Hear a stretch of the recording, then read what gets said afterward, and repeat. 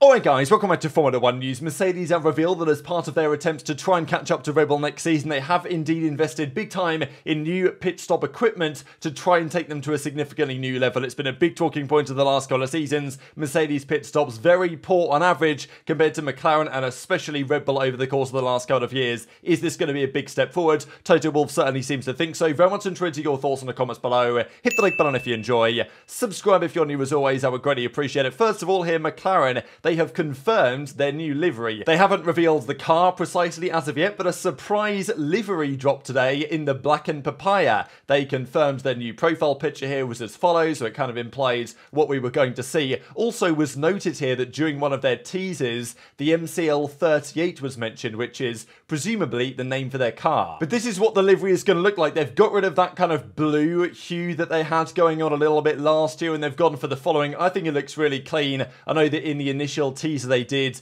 the first few frames, it looks like completely papaya. Turns out that it's kind of like 50% orange, 50% black. It looks pretty good. I think it's one of the better ones. It's a nice looking livery for sure. This isn't, though, the brand new car. Just to be clear, this is kind of like, well, I guess this is just last year's car with the newer version of the livery. They will reveal their car on, I think the 14th of February is the date that people have been talking about, is when the actual car is going to get launched, but they decided to do the livery earlier and talk about a few things as well. Zach Brown saying to the media that, you know, he's got the best driver pairing, this type of stuff. But, you know, a nice looking livery on paper. There's a few other angles of it, of course, here in the render. And, well, this is a pretty good one as well. So, you know, we do know that the teams try not to paint the car fully if they can get away with it, leaving some of it black or just with the pure carbon. That does save some weight. And we'll discuss what Ferrari are doing on that side here in a second. But we know full well that Ferrari, the car's got to be red. It's got to be red all over. So that makes things be slightly more challenging for them. Whereas Mercedes last year got rid of all the paints, just made it black because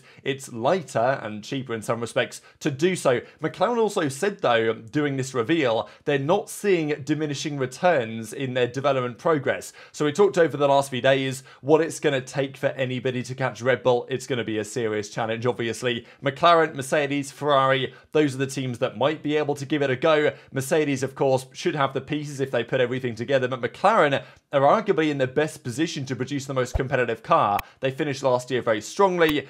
They made massive progress over the course of the season. And if this is true, that they're not seeing diminishing returns, the McLaren MCL38, if that's what they're going to call it, could be an absolute rocket ship going into next season. There was also a couple more rumours about this going round. Well, this is the potential Williams logo. We saw this leaked the other day. I'm not a massive fan of it personally. There was also some rumours. A tweet got deleted, but it said that they were going to name the new Red Bull, the RB20, we've been calling it, as the DM01 after Dietrich Mateschitz, of course, who passed away. Now, Dietrich Mateschitz passed away before the start of 2023 season, but arguably the chassis at that point had already been named the RB19. So just stay tuned for that. The tweet got deleted. I don't know if that's true or not, but it's possible that the Red Bull is named something else this year other than the RB20. Speaking of Red Bull, Christian Horner had a few words to say on Checo Perez today, saying he's in the car because we believe he's the right driver now. So, you know, maybe not forever. It's down to him to demonstrate that we feel that way for 2025. Of course, we've got a great talent pool with Daniel, Liam, Yuki, so time will tell. And of course, it does depend somewhat on what happens at AlphaTauri.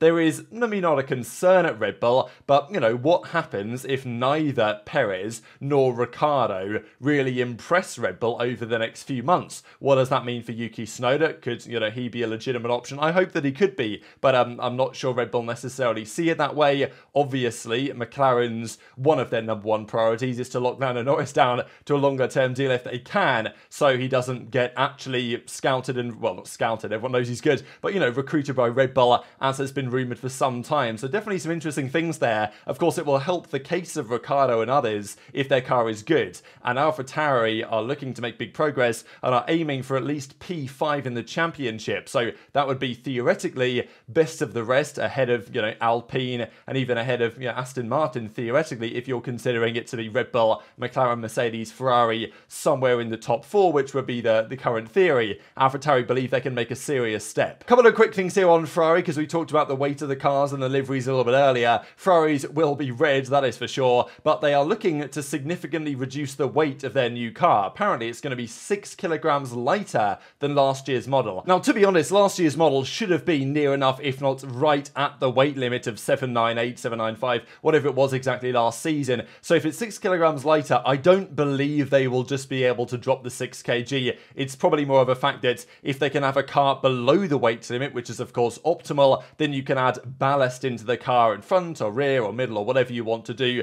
to help the balance of the car during a weekend. So that's probably what it is. 6 kilograms roughly equates to, 1.5, 2/10 of a second. It was a big story, of course, in the middle part of 2022 when everyone was making their cars, basically painted their cars black or trying not to paint them at all and exposing the black carbon fiber, which was certainly the Mercedes strategy in 2023. And this article describes how every excess 10 kilograms translates to about 3/10 a lap. So 6 kg saved would be 1.5/10, 2/10 if you want to look at it like that. But I'm not sure they'll be able to necessarily, put all of those 6 kilograms into practice, shall we say. But nonetheless, that is the plan of Ferrari. Now, Toto has been saying a lot over the last few days. He confirmed his own contract extension for another 3 years. We talked about that one yesterday. Toto, of course, is also beefing big time with the FIA over the last several weeks, and we saw what happened as a result of that. He even had a few words to say on it today, actually, saying that FIA investigation, when he was, and his wife, of course, Susie, under investigation for compliance violations or whatever, he says that caused great damage, and there was actually further discussions on what the future of that might potentially be, because, as Toto Wolff says, the bullet cannot go back in the rifle, i.e. Mohammed bin Sulayem has fired the shots. Now, there's no backing down. Now it's out there. Now the controversy is known publicly. There is no, he's not going to back down from his side of the potential legal battle as well. And that was the other point, that after the FIA then backed down and said, oh, sorry guys, we didn't mean to, after all the teams said we had nothing to do with this investigation, Toto Wolff said we will, well, he didn't say, but it was rumoured that I think that he'd be taking legal action against the FIA. And even Toto goes on to kind of slam them and says, well, why are so many people leaving that organisation? The general consensus seems to be that loads of employees, loads of top guys at the FIA over the last couple of months are leaving their roles because of, the leadership of Mohammed bin Sulayem might not be the best. That's kind of the going theory. And he even goes on to say that his wife Susie is going to get to the bottom of this. So it doesn't seem like that saga is over anytime soon at all. But also there's lots to talk about the W15. Is it going to be any good? We heard rumours yesterday about what it's been doing in the simulator, the fact that the drivers are happier with it in the simulator than they've been, at least for the last couple of years. But also Wolff implied that it was Hamilton that they were focused on rather than George Russell, which is, maybe Russell, sure, he's smiling in this photo, but I'm not sure he was so happy seeing what Toto Wolff had to say yesterday. But here he is on the simulator, the Ineos Britannia office, or whatever, driving the W15. He looks happy enough with it. Whether the car's good, that's another question. There's also rumours that the W15 has now officially passed the crash tests. Now, there's loads of crash tests that teams have to do for their car. There's like 12, but it's not just 12. Like, some of them they have to do multiple crash tests. So, like, to pass everything takes a bit of time. It's not so easy. We know that Red Bull, we believe at least, well, actually, it's kind of confirmed that Red Bull failed their first one, because Helmut Marko said that, actually you want to fail the first one because it means that you haven't put too much weight in the car. So Red Bull actually plan, well, at least that's what he says, to fail the first one and then pass the second one or the third one or whatever. So Mercedes have apparently passed it now. So we didn't hear any rumours on whether they'd failed the first one, but I imagine that Mercedes and Red Bull's philosophy on this wouldn't be too dissimilar. And also the rumour had it that Red Bull had failed their one, quite a while ago now. So Mercedes passing it now maybe implies that Mercedes, had some issues with it earlier on. I don't know. Depends on the timing of each of these respective teams. Or maybe Mercedes have just taken longer to develop their car because Red Bull have known what they were doing now for a very long time. So Mercedes front crash test apparently is done, complete, ready to go for the season so they can start to homologate the chassis. But even if the car is very competitive, one of the big features that Mercedes will have to compete with Red Bull and McLaren, and to be fair, Ferrari get clowned for their strategy, but their pit stops this year were, all things considered, pretty solid. Mercedes pit stops have been slow. There's no doubt about it. You look at the numbers for the last several years, they speak for themselves. 3.2, 3.4 second pit stops, not good at all compared to what Red Bull have been able to achieve. The fact that McLaren went sub 2 seconds in the new era of pit stops when it's, no longer automatic, it's manual, so theoretically it was going to cost you a couple of tenths, is absolutely remarkable. But Red Bull are still pumping in 2.2, 2.3, 2.4. And look, there's a big difference if you have a 3-second stop or a 7-second stop. stop or a 10-second stop, that's a big deal. But honestly, sometimes the way it goes, you have a 10-second stop, sure, that probably loses you the race if you're in potential contention for the victory, but it's not probably going to cost you loads of positions. What I think really hurts is the marginal benefits, right? Let's say you're trying to undercut. You're 1.5 seconds behind the car in front, you come into the pit stop before the other car, get your pit stop in, absolutely nail your out lap, and gain, you know, maybe 2 seconds of time compared to the driver in front on the in lap, but your stop is a second slower than theirs. So all of a sudden, they come out of the pit and they're still in front because, you know, that half a second, that seconds in the pit stop loss is the difference maker when you're trying to pull off an undercut in those type of circumstances. Mercedes used to have, the driver and obviously the car a few years ago, that it didn't really matter.